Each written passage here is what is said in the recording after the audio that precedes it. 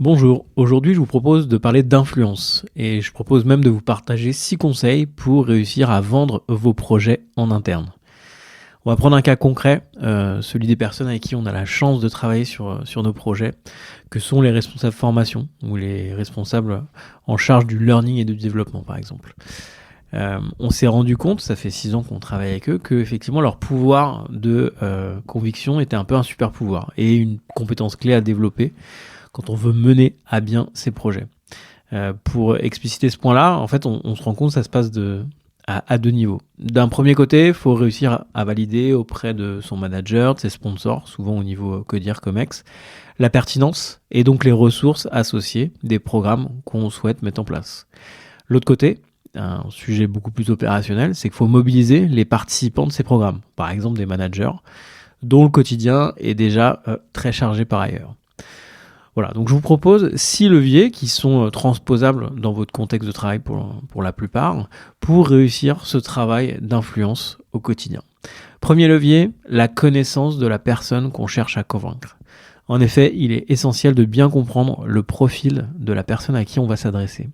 Est-ce qu'on connaît son quotidien, ses objectifs, ses frustrations, peut-être ses aspirations même. Tout ça, ça va nous permettre d'adapter notre discours pour qu'il résonne bien avec ses priorités du moment.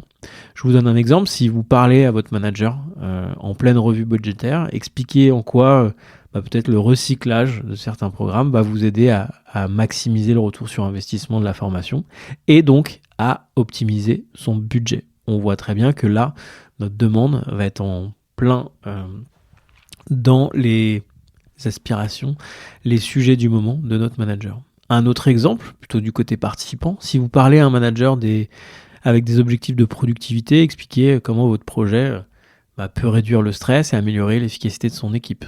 Là, on va essayer d'appuyer au bon endroit, au bon moment. Premier levier, donc, la connaissance de la personne qu'on cherche à convaincre. Second levier, un peu plus compliqué à mobiliser, c'est celui de l'émotion. Réussir à susciter une émotion. Pour capter l'attention, il faut absolument déclencher une émotion, en particulier en mettant en lumière un problème majeur. On parle aussi de pattern interruption en anglais. L'idée, c'est de casser le quotidien, casser la routine. Et effectivement, alors, les algorithmes de nos réseaux sociaux font ça très bien en général. Les chaînes d'information continuent aussi d'ailleurs. L'idée, c'est de montrer clairement comment votre projet va pouvoir résoudre cette douleur, soulager cette douleur. Et l'idée, c'est en parlant de cette douleur, on va encourager notre collègue à nous écouter attentivement. Exemple numéro 1, toujours du point de vue de la relation avec votre propre manager sur le lancement de projet. Si on ne lance pas ce programme maintenant, on risque d'accumuler du retard sur les objectifs de développement des compétences qui aura un impact direct sur la performance de l'entreprise. Voilà le genre de douleur ou d'émotion qu'on peut chercher à mobiliser pour, si ce n'est avoir une validation, au moins mettre le sujet sur la table. Exemple numéro 2, plutôt du côté participant. Je comprends que gérer une équipe tout en répondant aux priorités du quotidien, ça peut être épuisant. Ce programme va vous aider à déléguer plus efficacement et à regagner du temps pour vous concentrer sur vos problèmes stratégiques. Là, clairement, on va appuyer sur l'émotion qui est la recherche du temps perdu qui devrait normalement mobiliser l'attention de nos collègues. Troisième levier, proposer un argumentaire logique. Une fois l'émotion captée, là, il faut passer au raisonnement clair, limpide et très logique.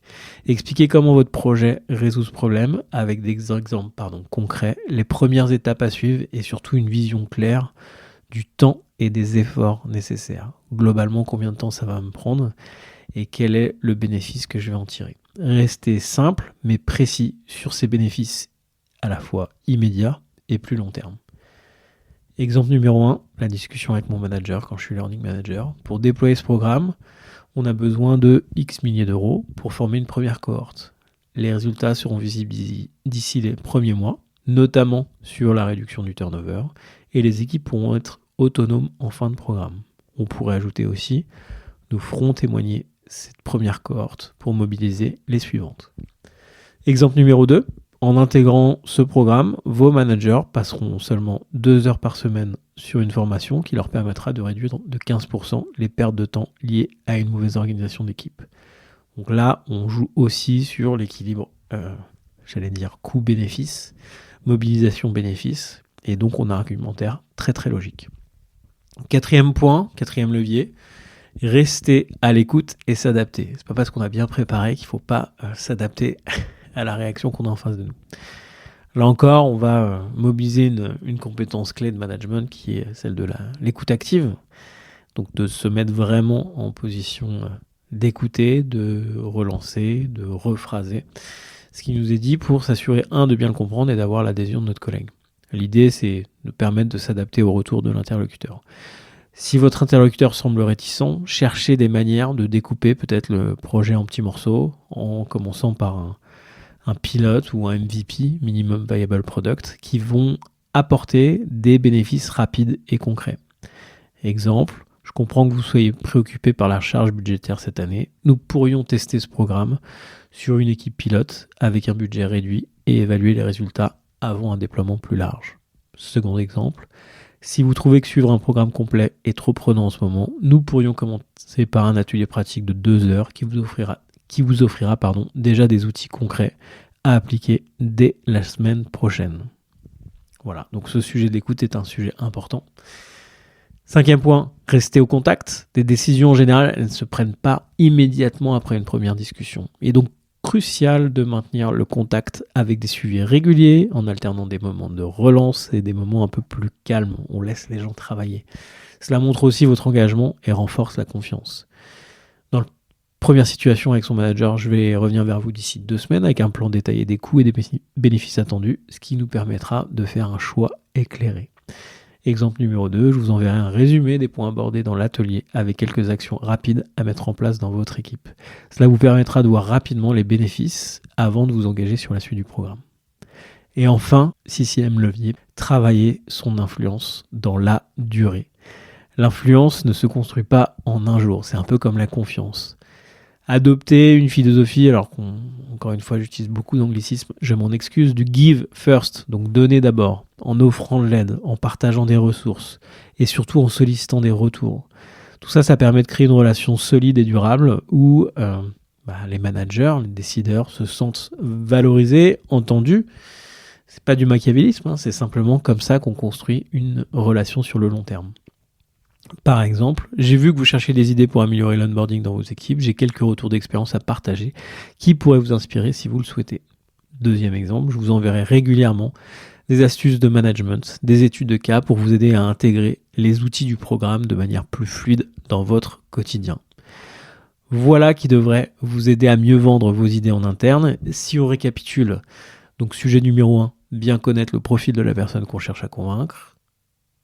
Levier numéro 2, susciter une émotion. Levier numéro 3, proposer un argumentaire logique. Levier numéro 4, rester à l'écoute et s'adapter. Levier numéro 5, assurer un suivi, rester au contact. Et enfin, ne pas oublier le levier numéro 6, l'influence se travaille dans la durée. Voilà. J'espère que tout ça vous sera utile. Je vous donne rendez-vous la semaine prochaine pour un nouvel épisode de Learning by Doing. À bientôt.